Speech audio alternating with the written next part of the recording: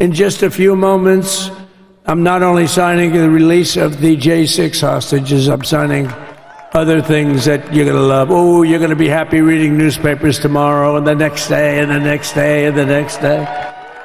Donald Trump just wrapped up the second official speech of his presidency, and it was as ridiculous as all the ones that have come before it. But specifically in this speech, Donald Trump was talking about the hundreds of executive orders that he was signing, really outlining what his presidency would be all about. And while Donald Trump promised to lower the cost of eggs, of gas, of groceries, of rent during his campaign for president, what is clear is that his focus is on something else: the past, his vengeance, his anger, and his political enemies. And it's the reason why somehow Vice President VP Harris triggered Donald Trump into a complete meltdown on stage.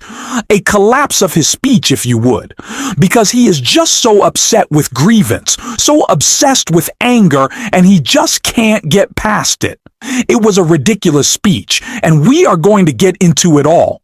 But before we do, if I could quickly ask you to leave a like on this video, and if you haven't already and you enjoy our channel, to hit that subscribe button.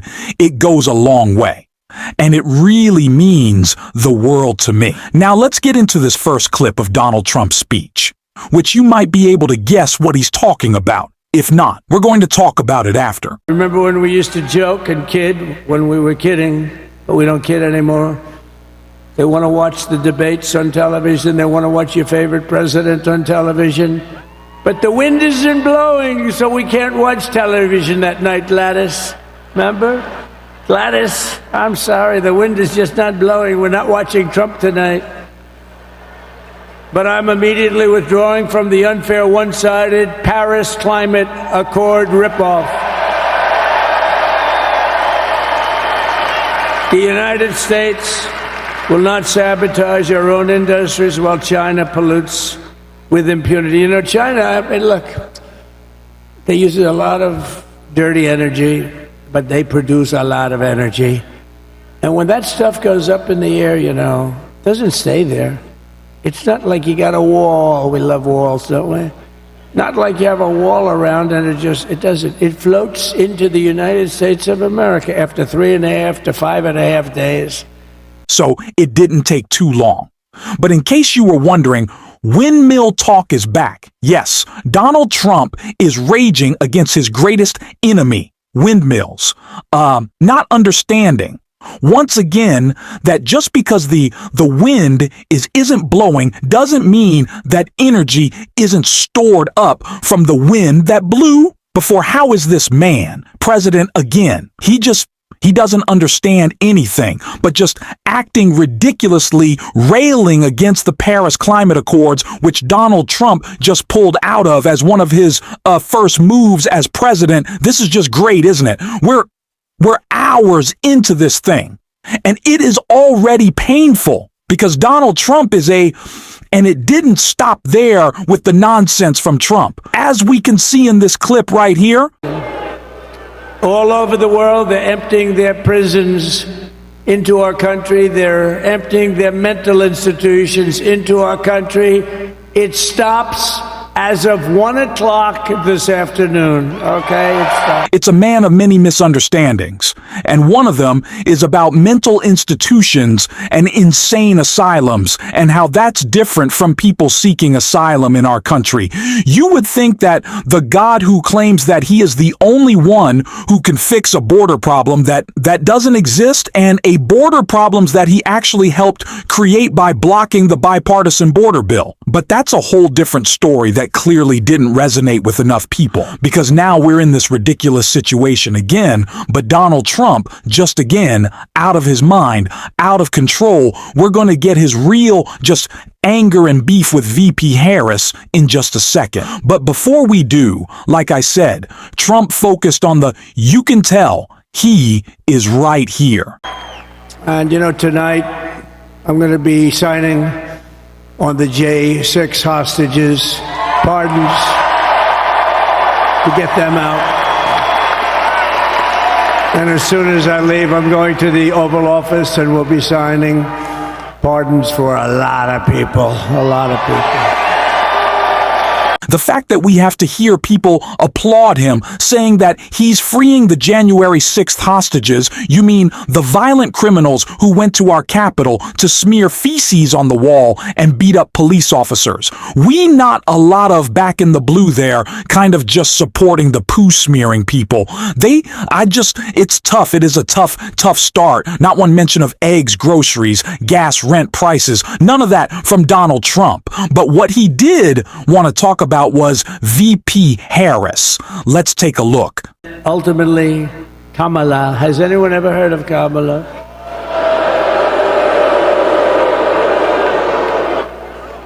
We had to beat two opponents.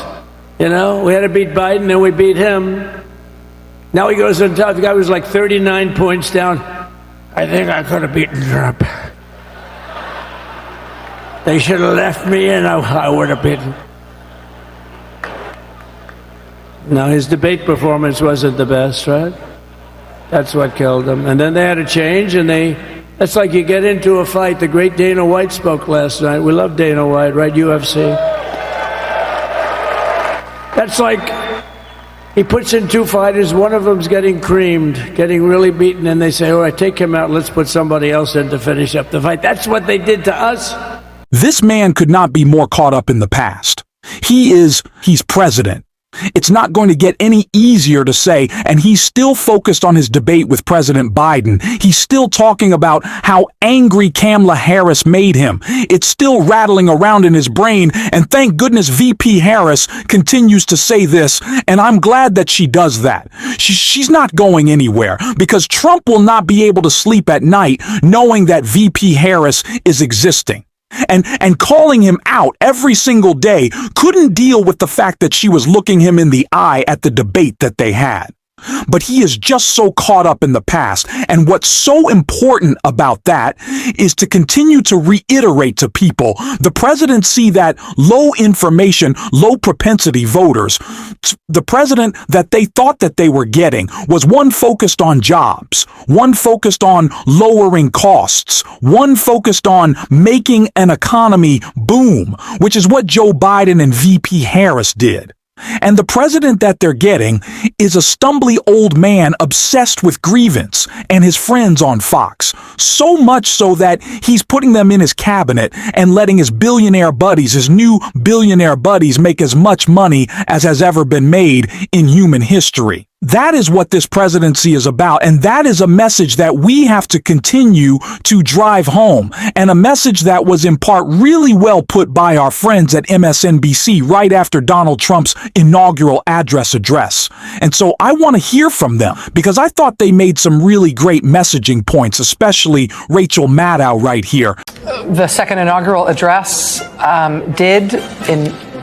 my take on it was that it had more of a vibe of a State of the Union address than an inaugural address, I think in part because it was indoors, and that made it sort of feel like he was addressing a joint session of Congress, even though he wasn't, even though this was an inaugural address. President Trump spoke in his sort of trademark low monotone, gave his list of grievances. Among his grievances this time was an assertion that there was not even a token effort made to fight the Los Angeles fires, which was a very unusual assertion. If this inaugural address is remembered, I think, as a signal of what's to come, it may be the part where he said, "We're taking it back," when talking about the Panama Canal. He pledged to be a president of peace and to not start any new wars, but did also pledge to forcibly take another country's territory. While President Trump was speaking, a relatively large group of Proud Boys, the pro-Trump armed paramilitary group, marched in full colors in their trademark black and gold in downtown Washington to the Capital One Arena. Just before the inaugural address, just before the swearing in, outgoing President Biden issued pardons to members of his family, noting that while they had done nothing wrong, he believed the threats and promises of politicized persecution of people who the new president has decided are his enemies warranted what President Biden would have otherwise never considered doing. Nicole? Let me do three things. I mean, we lost Cecile Richards today. She lost her battle with an aggressive form of cancer. And this statement came out as I was starting to sort of take notes on the speech.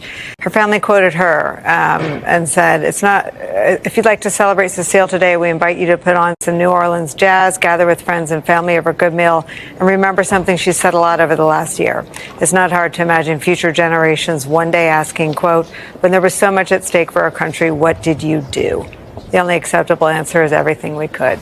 If that moves you in any way, we now know where help might be needed. Trump had the most detailed policy announcements on the border. I'm actually going to quote one more person here. Katie Rogers of the New York Times tweeted this as that section ticked through, quote, as Trump disparages migrants as criminals and outlines his plans, there are not millions and millions of criminal aliens, as he claims today. A largely white crowd is applauding in the rotunda. So these are the specifics and the atmospherics as outlined by the New York Times in the room. Trump's actions today include declaring a national emergency at the southern border. As far as we know, the latest reporting is that there isn't one at the southern border. Some of the crossings are at the lowest they've been in 2 administrations.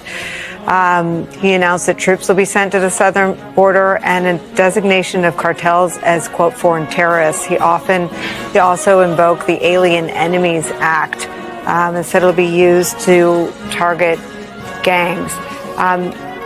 The swirl of activity today is the point. The specific policies that we can focus on and drill down on, again, one way to respond to what was really an Earth 2 address, described the country as a catastrophic disaster, a hellscape. There is an audience for that. There are people that believe that. But again, we do have now some more information on where the earliest policy directions will have the federal government pointing. This was an inauguration for the wealthy, for the well-connected. Anyone who's saying that they supported Donald Trump to shake up the system. Well, you got a president in second term. So someone who already was president, the political outsider that he is, now he's president again.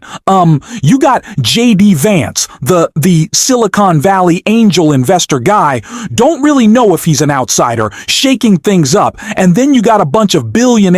That's the system. Not just billionaires who control our information, our media, our social media. That's who's at Donald Trump's inauguration. They brought it inside, sure, because it was sure, because they thought the crowd would be small. Donald Trump definitely couldn't handle that. But it's also just a perfect representation of who they care about. That they were taking away the TVs that were supposed to be on the National Mall for people who didn't have billions of dollars who could get into the Capitol. So those people could watch Trump doesn't care about his own supporters who traveled for miles, who were going to stand out of raising gold. He doesn't care. That's the message we have to continue to deliver. And that is the message we're going to talk about on this show every single day. And if you want to support that, as always, you can hit that subscribe button. You can leave a like on this video. And if you stuck around at the end, you can drop a blue heart in the comments. And until next time, I'll see you soon.